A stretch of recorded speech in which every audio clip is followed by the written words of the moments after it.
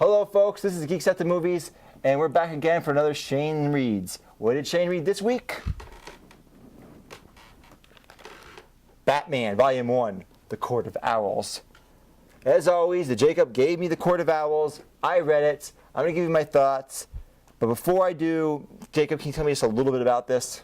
Okay, so this was the first volume in Batman of the New 52, which for those who don't know, New 52 was a reboot of the whole DC universe, basically. After the universe, the thing of Flashpoint, there was this whole reboot. The whole timeline, everything was done differently.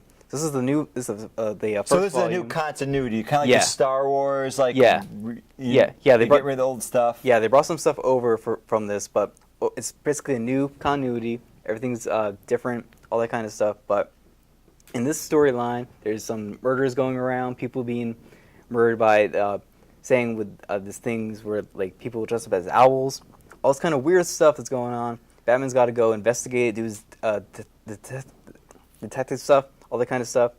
So, what did you think about it? Medium. I'm gonna give this a medium.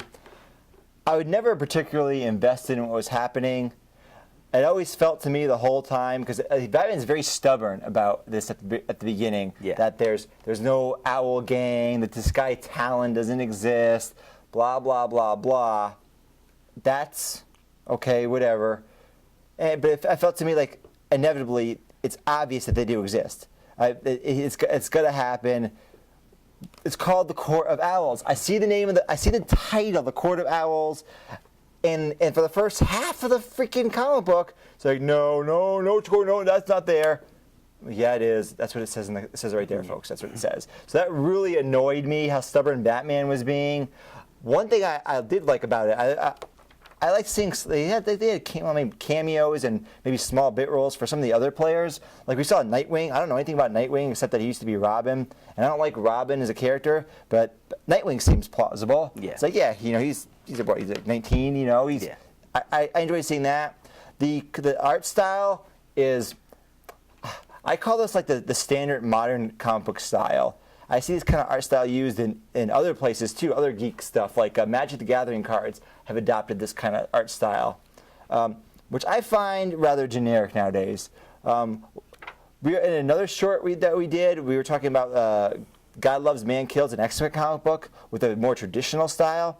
And just because I was less familiar with that, I don't see that in any kind of, I don't see any capacity anywhere anymore. Yeah. I found that actually more interesting in this style, which I see everywhere. It's just in my face. What did you think about this? What were your thoughts? Well, as a longtime Batman fan now, I loved this comic. It was what I wanted to see. It was kind of a generic Batman story. I'll say that, but I liked how just seeing Batman going around doing all his detective stuff. They did give us that detective book. I did like his detective stuff. Yeah, and then him fighting the Court of Owls was the Talon guy. That was really cool, and we got to see all the, like you said, all the side players doing all their kind of stuff. I liked seeing Damian as Robin. We didn't really get to see much of him, but that was cool. It was just, I just thought it was a pretty interesting story overall. Him going into the Court of Owls, but this is the first part of an overall story arc, because as you know, because you read it, it ends on a cliffhanger. So there's more to this story. In the next volume, which we'll talk about next, right here. Ooh, it's right there. How convenient. The City of Owls. We'll get to see the owls basically taking over Gotham City. So that's what we're going to talk about next. But what were your overall impressions, and what did you really think of the first volume here?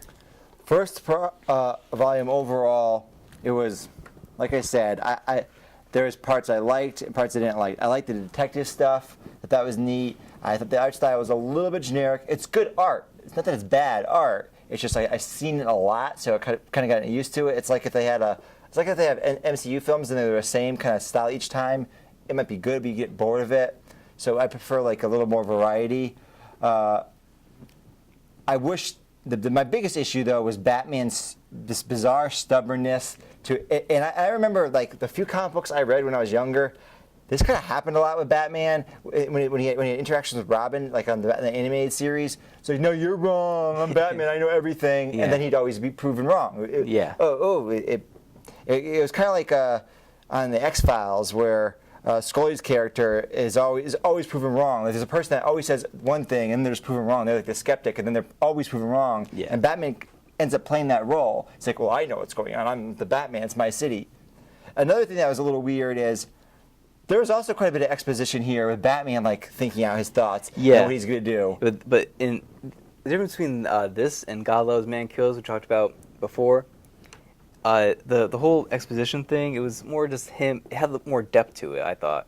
Like he was like in the beginning, he's talking about Gotham City. And he's talking about the newspaper entry and all that kind of stuff. I do think that it played a good role sometimes where he would explain, oh, why do I need to do this? Where you might not get this from the pictures alone. It might not be immediately apparent. And like you just would have no idea why he would do something one way or another. For example, there's a time where he's with a candidate running for mayor and he gets attacked.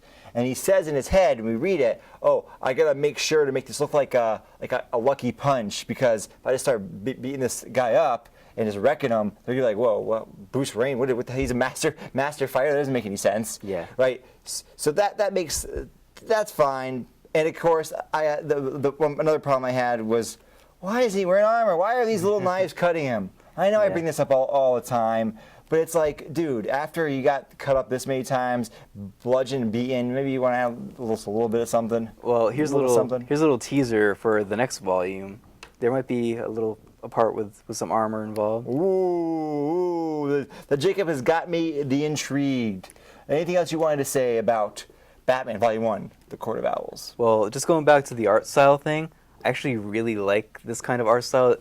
Scott Snyder, Scott Snyder's the writer. Greg Capullo, he was an artist on Spawn, which is a series that I really liked growing up as a kid, because with the whole blood splatter thing, that kind of stuff. This is like the Image style that started. Okay, I can remember that. Yeah, that's why I really like this art style, everything like that. All the new like character designs they did, you can see on the cover right there. Like that was all really cool. So for me, it was basically the style of this. That's what I really liked about this. Interesting. Again, showing our contrasting views about comics. Yeah. So you're going to recommend this to Jacob? Yes, I would definitely recommend this. I recommend the whole series from Batman the New 52. It's still going on. They got the new 52 series going. So check that out. And I'm medium, but he knows more about this stuff. So if you like Batman, you probably want to check it out. Anyways, this has been Geeks at the Movies. We'll see you guys later.